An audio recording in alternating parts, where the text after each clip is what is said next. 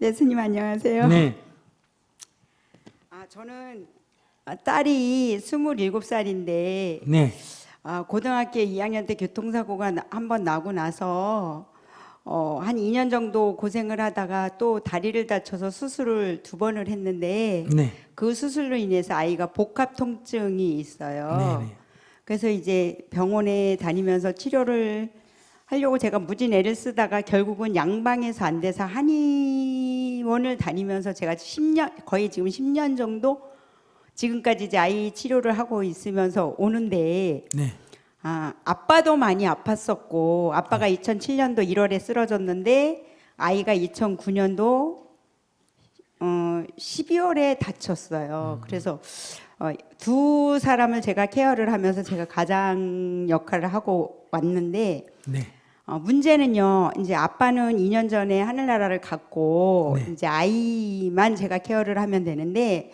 네, 아이가 그렇게 많이 아프다 보니 대학도 다니다가 휴학을 했고 지금 현재는 아파서 집에 있는 아이인데 많이 좋아지기는 했어요. 10여 년을 제가 한의원을 여기 그러니까 한의원뿐만이 아니라 좋다는 치료할 수 있다라는 데 다 데리고 다니면서 많이 좋아졌는데 문제는요. 아이가 너무나 신경질적이 되었어요. 너무 많이 아파서 그런지 모르겠는데요. 제가 어저께도 행복학교에 가서 이런 이야기를 했는데 아이가 어떤 이야기를 할 때 저는 듣는다고 귀 기울여서 듣는다고 들어요. 근데 제가 아이의 마음을 못 읽어주나 봐요. 그래서 아이가 한 번 얘기하고 2번 얘기할 때 엄마가 네가 이야기하는 그 이야기가 무슨 뜻인지 잘 모르겠어 이렇게 이야기를 하면 막 화를 내면서 짜증을 내면서 아이가 어찌 할 줄을 몰라 하는 거예요. 그러면 저는 너무 옆에서 뭐 아무것도 해줄 수 없는 엄마의 입장은 눈물밖에 나오지 않아요. 그래서 너무 마음이 아픈데 저라도 좀 행복하게 살고 저라도 좀 제가 이렇게 생활 자체 제가 뭐 직장 다니고 이러면서 힘은 들지만 저라도 마음 편하게 행복하게 살면 아이도 괜찮지 않을까 나름 되게 열심히 노력하면서 살아오는데 일요일 날도 아이가 어떤 뭔가를 이렇게 낳는데 제가 그게 있는 줄 모르고 버렸더니 그것 때문에 너무나 막 엄마한테 막 해대는데 제가 그거에 이제 아이도 상처를 받고 저도 아이는 엄마한테 상처를 너무 많이 받았다라고 이야기를 해요. 그래서 엄마한테 짜증을 많이 내는 거라고 얘기를 하는데 저는 저 나름대로 아이한테 열심히 한다고 했는데 아이가 그러니까 저도 너무 상처가 되는 거예요, 스님. 근데 제가 지금까지 이렇게 지켜오면서 제가 안타까운 것은 엄마가 정말 아이를 제대로 이해하고 있나? 아이가 저렇게 아픈데 나 나름대로 하느라고 열심히 하고 있지만 내가 정말 아이를 제대로 이해하고 있는가라는 자꾸 의문점이 들어요, 스님. 네. 그래서 제가 어떻게 아이한테 아이를 이해한다고 하지만 그게 이해가 안 되니까 아이가 짜증을 많이 내겠죠, 스님? 네. 그래서 참 마음이 안타까운데 제가 어떻게 하면 아이가 좀 더 저만 행복한 것이 아니라 아이도 조금 아프지만 조금 행복하게 살았으면 좋겠다는 생각이 들고요.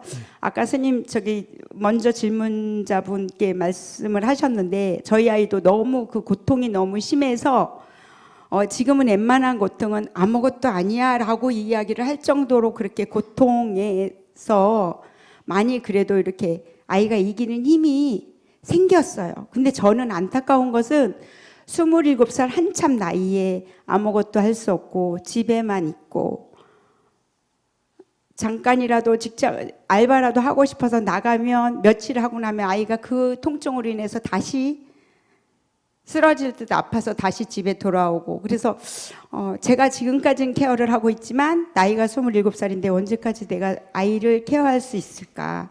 그러니까 케어하는 게 무섭고 두려운 게 아니고요. 그 아이가 정말 혼자서도 살아갈 수 있는 방법을 찾아야겠는데 그걸 못해서 참 많이 마음이 아프고 안쓰럽습니다. 네. 네, 안쓰럽다 하는 건 전적으로 동의를 하고 네. 이해를 합니다. 근데 엄마가 해줄 수 있는 게 너무 없어요. 없어요. 네. 없다고. 제가 또 얘기를 들으니까 자기가 조금 자기에 대해서 좀 과대망상증이다 이런 생각이 들어요. 자기가 아이를 전적으로 이해하는 방법이 뭐냐? 그런 인간은 이 세상에 없습니다. 있다면 부처님이나 있을까? 부처님도 실제로는 그런지는 모르겠어요. 내가 같이 안 살아봤고. 이론적으로는 부처님은 중생을 온전히 이해한다 이렇게 돼 있거든요.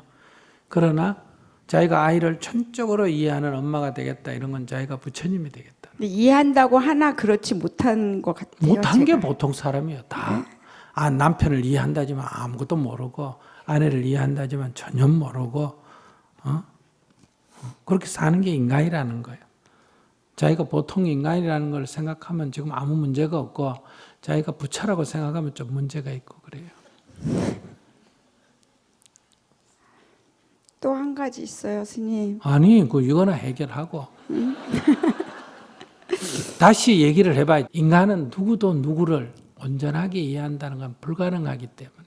네. 모든 사람은 다 자기 식대로 사는 거예요.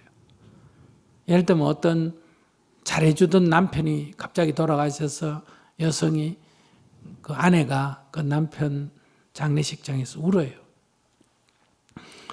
그래서 제가 문상을 가면 저를 붙들고 아이고 스님 남편이 죽고 나는 이제 어떻게 살아요 이래요. 제가 들을 때는 너는 어떻게 죽은 남편은 걱정 안 하고 살리 걱정만 하노. 이게 인간이라는 거예요. 잘못됐다는 게 아니라 죽은 게 중요한 게 아니라 누구 걱정이 지금 앞선다. 내 살 걱정이 앞서는 거예요. 그리고 또 뭐라 그러냐. 아이고 아직 애들이 어린데 내가 저걸 어떻게 키우고 살아요 이래. 지금 아이 걱정하는 거예요. 아이 키울 걱정하는 거예요. 이게 인간이다 이 말이에요. 그러니까 인간을 너무 그렇게 높이 평가하면 안 돼요. 이게 인간이에요. 자기밖에 모르는 게 인간이다 이 말이에요. 인간이 남을 아는 것처럼 흉내를 낼 뿐이지 원래는 자기밖에 모르는 게 인간이다. 인간의 이 사고 구조가 그렇게 돼 있어요. 그게 너무 지나치니까 그래도 조금 남 이해해라 이렇게 얘기하는 게 성인의 가르침이에요. 조금이라도 좀 이해해라. 근데 자기는 그 정도 하면 잘하는 거예요. 그 정도 하면. 그러니까 그 이상 하려고 하는 건 자기 능력 밖이다 이 말이에요. 그래서 스님 제가 제 나름 생각한 것은 제가 그냥 저만이라도 잘 살자 이 생각을 하고 자기가 있어요. 잘하고 있다 이렇게 생각하면 자기는 잘 살 수 있지. 자기 지금 이 정도만 하면 잘한다. 애를 버린 것도 아니고 밥 주고 그래도 뭐 물이라 떠다 주고 자 온전히는 이해 못 하더라도 이 정도 하면 내가 잘하고 있다. 내 할 일은 원래 20살까지 해주는 건데 애가 좀 건강이 안 좋으니까 20살 이상 돌봐주는데 20살 넘은 건 내 딸이 아니고 이웃집 여자예요. 아시겠습니까? 네. 20살이 넘으면 내 아들이 아니고 이웃집 남자예요. 그냥. 그러니까 이웃집 남자라 여자라 하더라도 뭐다. 몸이 안 좋으니까 지금 내가 뭐 해주고 있다. 돌봐주고 있다. 이렇게 생각을 탁 정하면 아무 문제가 없다. 그러니까 그냥 내가 할 수 있는 만큼 하고 자기 인생 살면 돼요. 뭐 딸이 뭐라 그러든 불평을 하든 그거 뭐 귀담아 들을 필요 없어요. 자기의 책임 밖의 문제이기 때문에. 미안하다. 아이고 그랬나? 아이고 미안하다. 엄마가 원래 뭐 좀 뭐가 잘 모르지 않나? 이렇게 탁 인정하고 그냥 가는 거예요. 매번 엄마 그렇게 뜻 모른다. 그러면 그래 엄마 원래 좀 맹하잖아. 이러고 뭐 그냥 넘어가는 거예요. 그래야 자기라도 행복하게 산다 이 말. 이런 딸을 둔 엄마도 행복하게 살 권리가 있다. 이런 아들을 둔 엄마, 이런 남편을 둔 사람도 행복하게 살 권리가 있다. 내 이익을 위해서 남을 해치지만 않으면 죄가 안 됩니다. 그걸 도와주는 거는 좋은 일이지만 안 도와줬다고 죄 되는 거는 아니다 이 말이야. 안 도와줬다고. 자기가 나아가 애 3살짜리를 버렸다. 이건 죄가 되는 일이에요. 그러니까 이거는 이웃집 20살이 넘었기 때문에 이웃집 여자예요. 이웃집 여자를 내가 볼 땐 그 정도 도와주면 잘 도와주는 거예요. 그렇게 하면, 그렇게 생각을 딱 바꾸면 자기가 이 속에서도, 딸이 불평하는 속에서도 웃으면서 살 수 있고, 그걸 아직 어린애처럼 그렇게 자기가 부처되겠다고 온전히 딸을 어떻게 이해하느냐 이렇게 생각하면 자기는 죽을 때까지 고생하다 죽는 거예요. 네, 감사합니다.